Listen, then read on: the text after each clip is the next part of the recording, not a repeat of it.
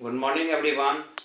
मैं आज Newton's law of motion का तीसरा वीडियो बना रहा हूँ। ठीक है, इससे पहले हमने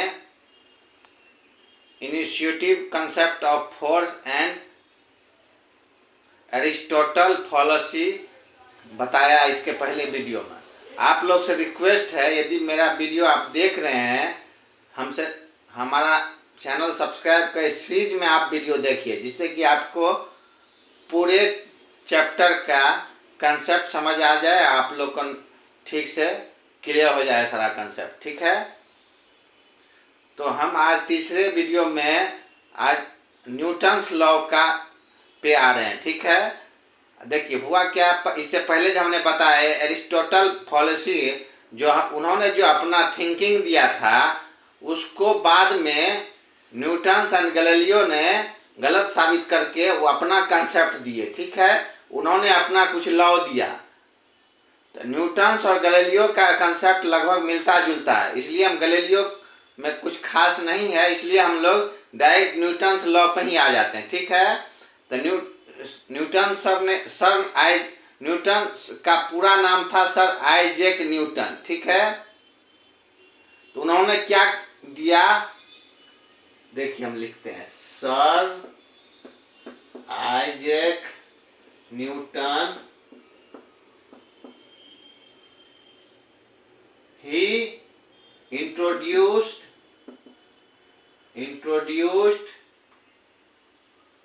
three fundamental law। ठीक है, he introduced three fundamental law।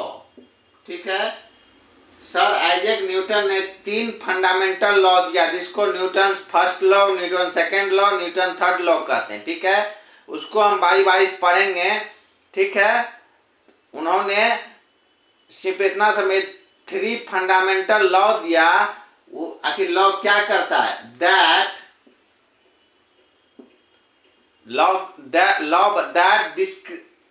describe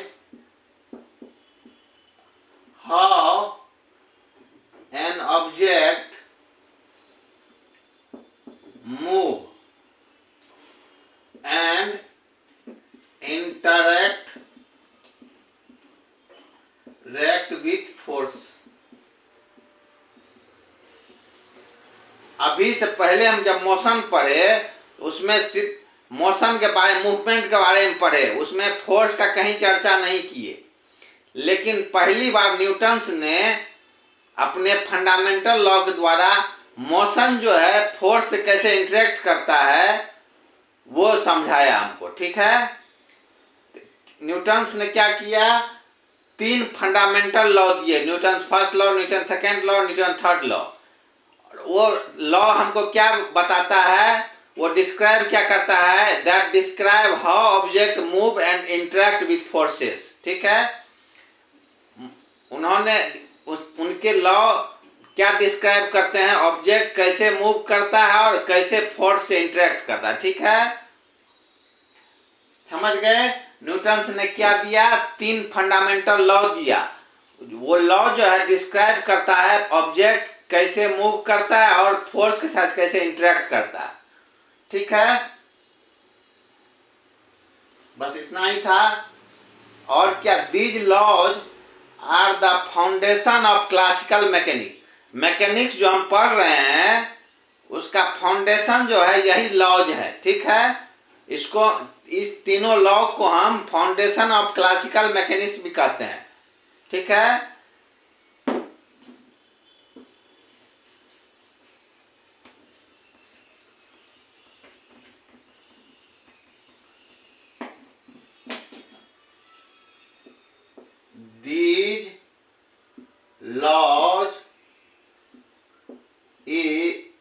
these laws are foundation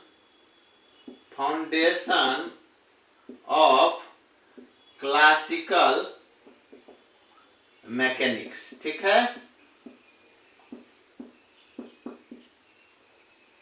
sir Isaac Newton ने तीन फंडामेंटल लॉ जो दिया वो जो है फाउंडेशन है क्लासिकल मैकेनिक्स का। ठीक है, ये सब बात छोटी छोटी कोई कंसेप्चुअल चीज नहीं है, लेकिन इसको थोड़ा ध्यान रखिए। ठीक है, न्यूटन जो लॉज दिए वो जो है फाउंडेशन है क्लासिकल मैकेनिक्स का। ठीक है, और न्यूटन्स के जो लॉज हैं वो क्या डिस्क्राइब करता है, how object move and interact with forces. ठीक है, अब आगे हम न्यूटन्स फर्स्ट लॉ पे आते हैं। ठीक है, न्यूटन ने 3 लॉ दिया, पता है आपको, Newton first law, second law और थर्ड लॉ। तो हम न्यूटन्स फर्स्ट लॉ पे आते हैं।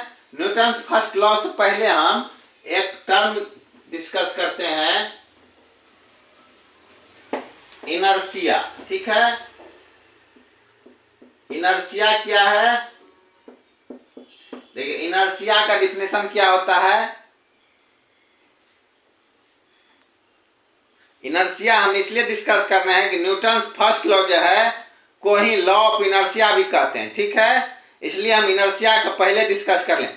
देखिए इनर्शिया क्या, inertia is the tendency of an object to resist a change in its state of motion. ठीक है, सिंपली इसको क्या कह सकते हैं, कोई भी ऑब्जेक्ट जो है अपने पोजीशन में चेंजिंग नहीं लाना चाहता है। फॉर एग्जांपल देखिए, कोई आलसी आदमी होता है, वो काम करना नहीं चाहता, कोई आदमी काम नहीं करना चाहता, सब चाहता रेस्ट करें। वही टेंडेंसी हर ऑब्जेक्ट में होता है। हर ऑब्जेक्ट चाहता है हम जिस पोजीशन में है वैसी पोजीशन में रहे।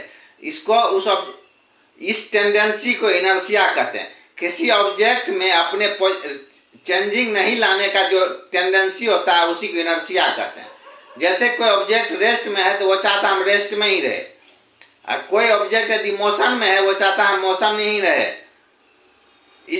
इस टेंडेंसी, ऑब्जेक्ट के इस टेंडेंसी को इनर्शिया कहते हैं। सिंपली समझ गए आप, इनर्शिया क्या है, inertia is the tendency of an object to resist a change in its state of motion. State of motion का मतलब यदि रेस्ट में है तो रेस्ट में ही रहना।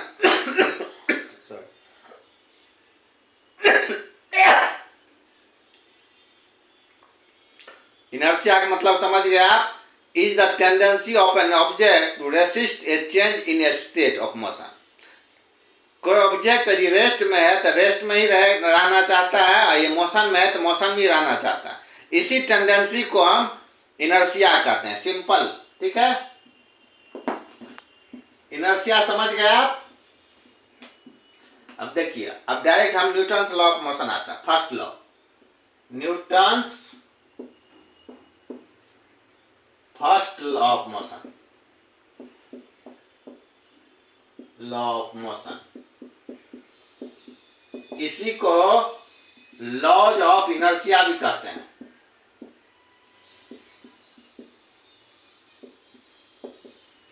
Newton's first law of motion को ही लॉज ऑफ इनर्शिया कहते हैं। जैसा कि हमने इनर्शिया के बारे में बताया वही चीज है इसमें भी कुछ। जब तक किसी ऑब्जेक्ट में कोई एक्सटर्नल फोर्स अप्लाई नहीं होगा तब तक वो अपने पोजीशन में कोई चेंजिंग नहीं लाने वाला है। यही कहता है न्यूटन्स फर्स्ट लॉ।